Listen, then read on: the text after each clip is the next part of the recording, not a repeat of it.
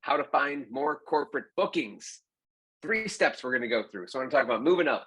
1, we need to define your one target guest. We're going to talk about that in a second.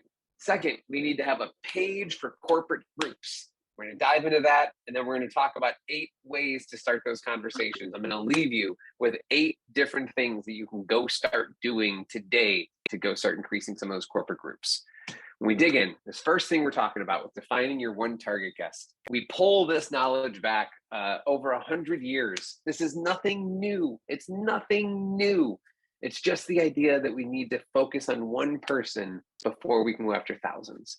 We need to narrow it down to just say who at that corporation. So when we talked about what may be in the area, what constitutes corporate, that Paula, it'd be more about who you have access to. Who is booking those groups, that's doing that and pulling those people together. And what we're seeing now is more of these companies that are trying to get together because everything in the economy shifted, that now they're not spending as much money on rent and they're looking for more experiences to bring their teams together. And that's why focusing on corporate, it's not even that you're pulling business away from someone else. You're providing a brand new open space that these companies are looking for things to do. But to know who that is, I want you to figure out who in that company are you really going after. I don't want you to say I'm going after companies. I don't want you to say I'm going after corporations. I want you to know that I'm going specifically after Vicky, who is 43 years old, and she is the director of sales for this local corporation. Narrow it down. I want you to get so specific on who this person is. I often compare it to a love song that Adele didn't write a love song for 1 million people. She wrote it for one. But 1 million people still hear it and connect with it. And that's what I want you to do with this. I want you to really focus on who is that one person and why is what you do so valuable specifically to them. Once you figure out that person, don't overcomplicate the sale. The person has a problem. The problem is that they need an interesting way to get their group together. You have a solution. Your solution, I've got a great way to get your team together. They pay you for the solution. We don't need to sell the city. We don't want to get into all the specific features. We want to keep it focused on you need to get your team together. We get your team together. And a big reason for this, I want to share this chart. It's something called the levels of awareness.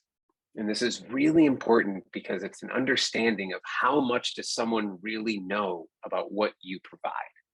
What do they know about the problem that you're solving for them? And based on that, this chart helps us understand in the blue across the middle, what should we do with them? What are they even open to at this point?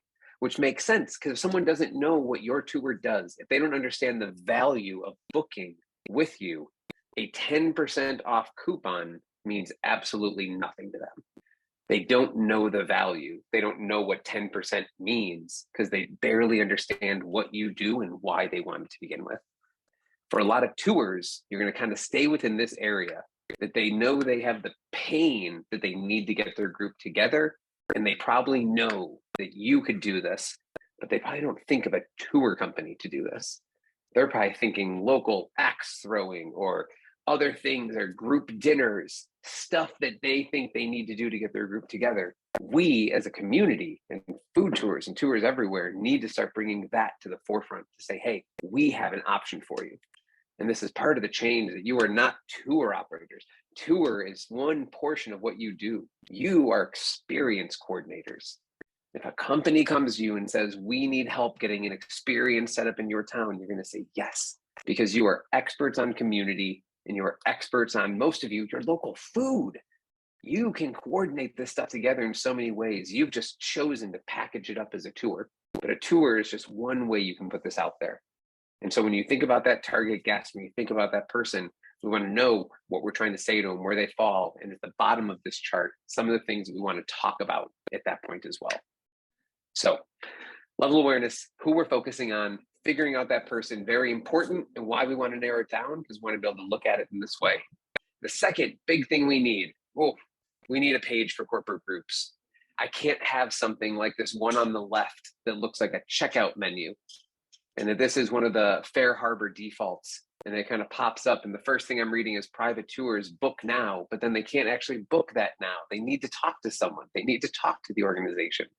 We need to switch it up. And I need this page. This can't just be on your private tours page. that says we do bachelorette parties, bridal showers, and we do corporate groups. Like, wow, don't disrespect the corporate group like that and just group them in with everything else.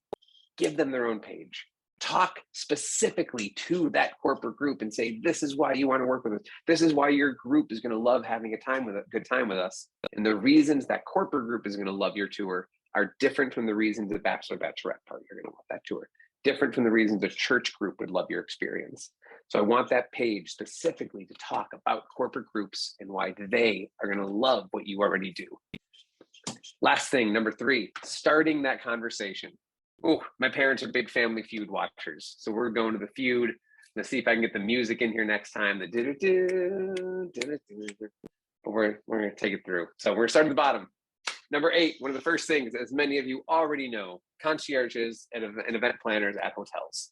Corporate groups are going to the hotels. Let's meet the corporate groups where they are. You should already have these connections in place. This one should be nothing new. Number 7, Fortune 500s in your city. Who are the big companies? Who is set up there? What headquarters are in your city that they may be bringing their distributed work team in from? We don't always need to think of who's got the large brick and mortar in your area, but who's headquartered there? What other cities may be flying in remote people that then they're going to need something to do? We spoke with Lisa from Catalina Tours, and she told us before how employees were meeting each other for the first time on the dock before loading the ferry out to the island for their tour. That this was the first opportunity the team had to bring everyone together was on this experience. So look for those Fortune 500, look for those big ones, and let's try and get some of those bigger companies that are going to feed us through to other divisions and other spots in there. Oh, all we need is one giant company. Am I right, Juan Pablo? I'm right. I'm gonna say I'm right. He agrees now. Number 7, host a webinar. So this one is about hosting a webinar for those corporate groups. Bring them together, make it easy for them to learn a little more about you.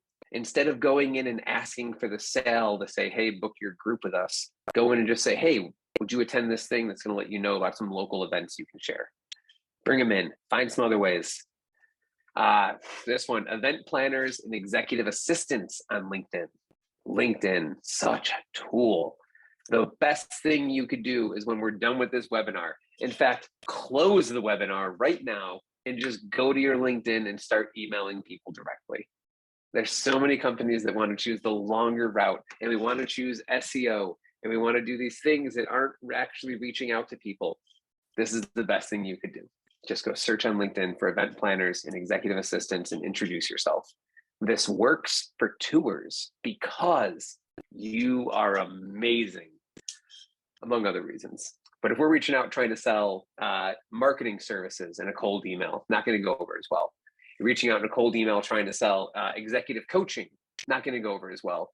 You're reaching out saying, hey, I have this cool thing for your group next time you want to plan an event. Okay, I'm a little more open to that.